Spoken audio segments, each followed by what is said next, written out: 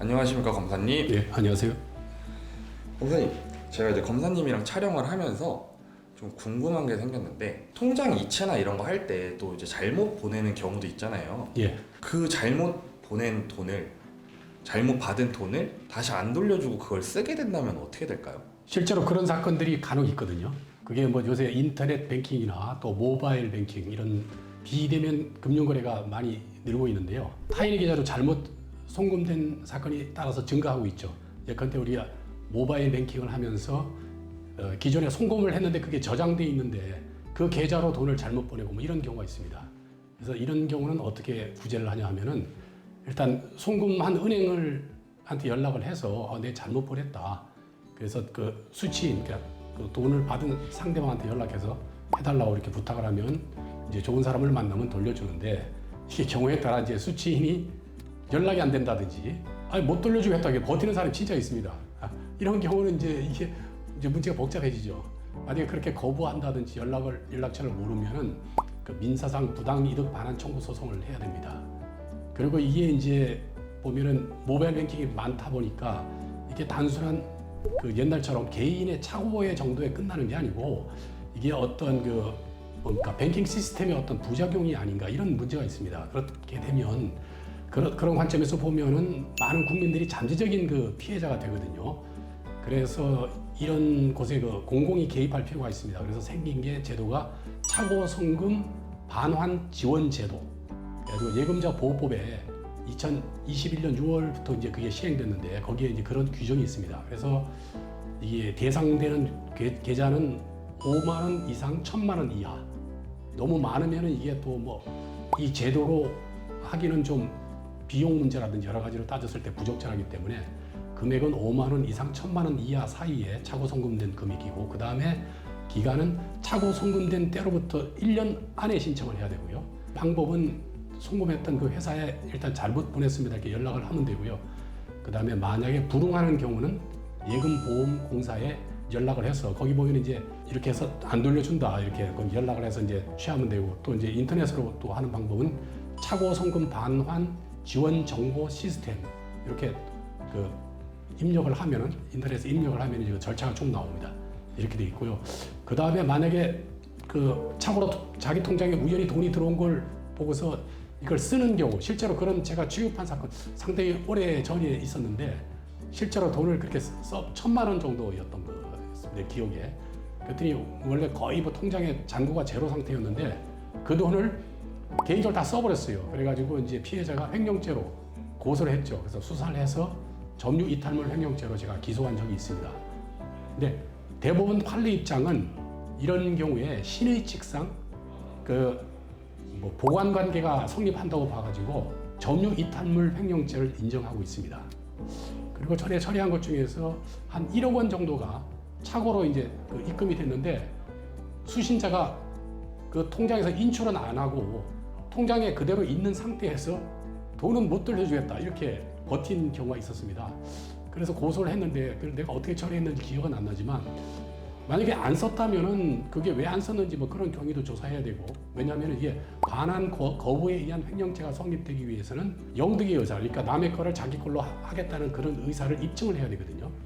그게 안 쓴 경우는 그게 좀 입증하기가 좀 그렇게 쉽지는 않을 겁니다. 왜냐하면 왜 돌려주지 않는지 이제 그걸 조사해야 되고, 그리고 이제 이걸 만약에 그런 경우 돌려받으려면 민사적으로는 일단은 그 사람이 다른 데 쓰지 못하도록 일단 통장을 가압류해야 되겠죠. 가압류해서 절차를 진행해야 됩니다. 혹시 이제 이 지원 제도 속에서 신청을 했는데 만약에 그 돈을 잘못 받은 사람이 그 돈을 써서 없다고 하면 돌려받지 못하는 건가요?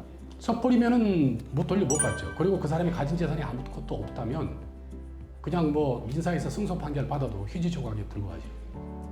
종량이 상대방이 재산이 없으면 민사는 집행을 못하면 아무 의미가 없습니다. 옛날에는 이제 송금을 잘못하면 또 마음 졸이고 그런 시대가 있었는데, 그렇죠. 이런 제도가 생겨가지고 이제 좀 뭐 엄청 큰 돈은 뭐 1,000만 원이면 큰 돈인가?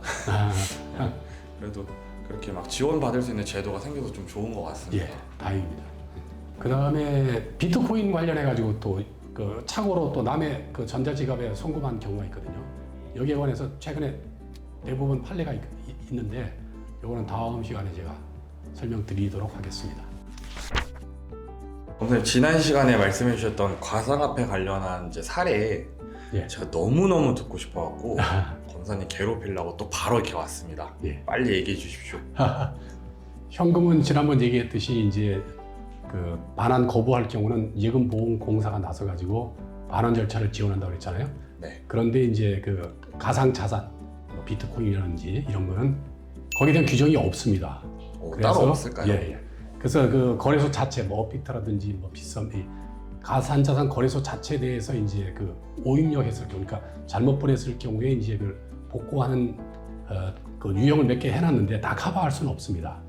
그리고 이제 가상자산에 대한 그 규제에 관한 법률을 찾아보면은 특정 거래정보 보고 및 이용에 관한 법률이 있는데 그거는 이제 자금 세탁 방지를 위한 규정이거든요. 그래서 거기서 정하는 가상자산에 대한 정의를 어떻게 했냐면은 경제적 가치를 지닌 것으로서 전자적 거래 또는 이전할 수 있는 전자적 증표 이런 식으로 정의가 되어 있습니다.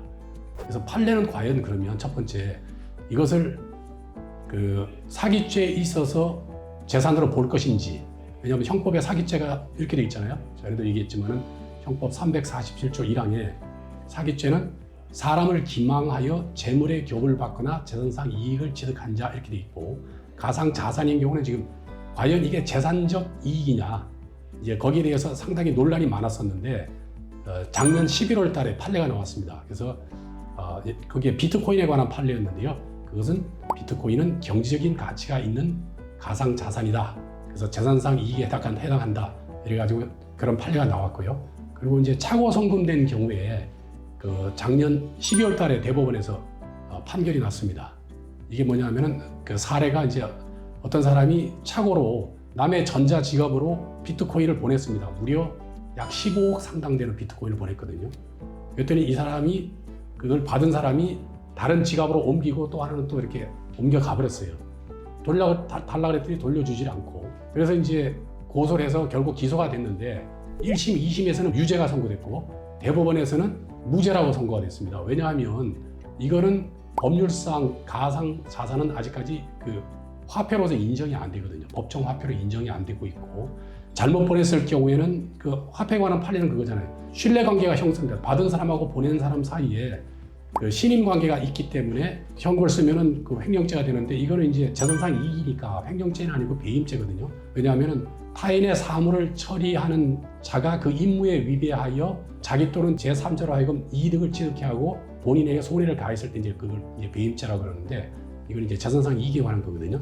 근데 어쨌든 간에 화폐가 아니기 때문에 이거를 화폐에 준해서 신임관계가 있다고 이렇게 판단하는 것은 형법상 죄형법정주의에 위반하는 것이다. 그래서 대법원 판례가 무죄를 선고했습니다. 그래서 이제 이런 경우는 어떻게 해야 되느냐? 결국 이제 처벌은 못하지만 그 돌려받아야 될 거 아니야. 그러려면 민사소송을 해야 됩니다. 부당이득 반환 청구 소송을 해야 되고요. 그리고 소송 과정에서 이 사람이 딴 데 완전히 다 써버리면 안 되니까 다른 데 처분을 못하도록 가압류를 해놔야 됩니다. 이제 가상화폐는 아직 법적으로 화폐로 인정을 받지 못하기 때문에 이러한 판례가 생긴 거군요. 예, 그렇죠. 저는 또 이제 잘못 보내는 거는 이제 계좌, 현금만 있을 줄 알았는데 또 이게 가상화폐에 대한 판례도 있었다는 걸 오늘 네. 처음 알았습니다. 예. 너무 재밌는데요. 예, 그렇죠. 저는 가상화폐가 단 하나도 없긴 하지만 그래도 알아두면 언젠가 쓸모 있지 않을까 싶습니다. 네, 맞습니다. 네, 검사님 오늘도 좋은 정보 감사합니다. 예, 감사합니다.